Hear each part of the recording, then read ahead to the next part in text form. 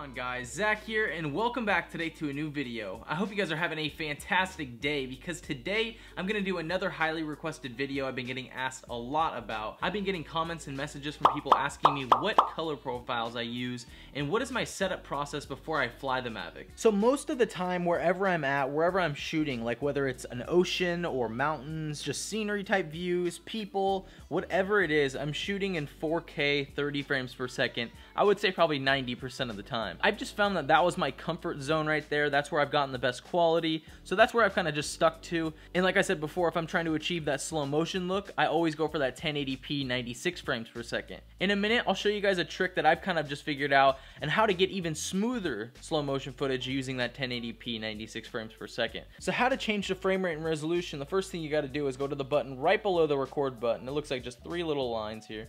The camera up top, you just click that. Now there's 2 options for 4K. There's 4096 by 2160 and there's 3840 by 2160. The difference between these two is just the 4096 is just a little bit wider of a screen, and you can only use 24 frames per second in that mode. So this is the reason why I always shoot in the 3840 by 2160, 30 frames per second. I've just found that that's the best quality that I can get out of the Mavic.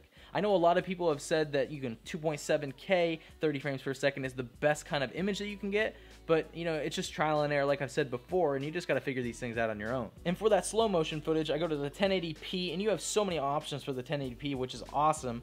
Most of the time for that crispy footage, I go for that 30 frames per second, but if you want that slow motion, 96 frames per second will do it just fine. But I have noticed when you import that footage into Final Cut Pro or whatever editing program you're using, it's already pre-slowed down. Like, I know that sounds weird, but it's already slowed down when you import the footage. So the trick that I've learned over time with that to get the best quality slow motion is to just speed it up a tad bit. My video format is always in MOV movie mode. Now it's funny, I've owned the Mavic for a few months now, I'd say, and I have never changed the white balance mode, ever. I've kept it on auto since day one.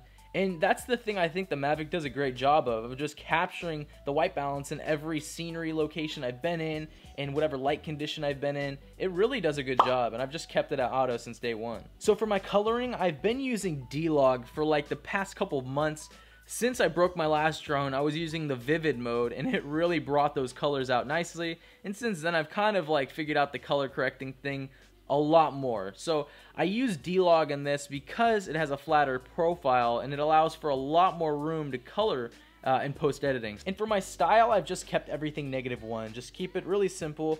If I need to sharpen something in post, it allows me to sharpen a little bit more. Now another mode I use quite often is the tripod mode. Now this thing gives me the most stablest footage I can possibly get in an area, and what it does is it slows the Mavic down and it goes to a max speed of about 2.2 miles an hour. This just allows the Mavic to move a lot slower, and a lot more of the movements are slower, so you're getting really stable footage. That's my setup process for the DJI Mavic. I hope you guys enjoyed this video. If you guys did, don't forget to drop a like, comment down below, and subscribe to my channel. Tell your family, tell your friends, and I'll see you tomorrow. Peace.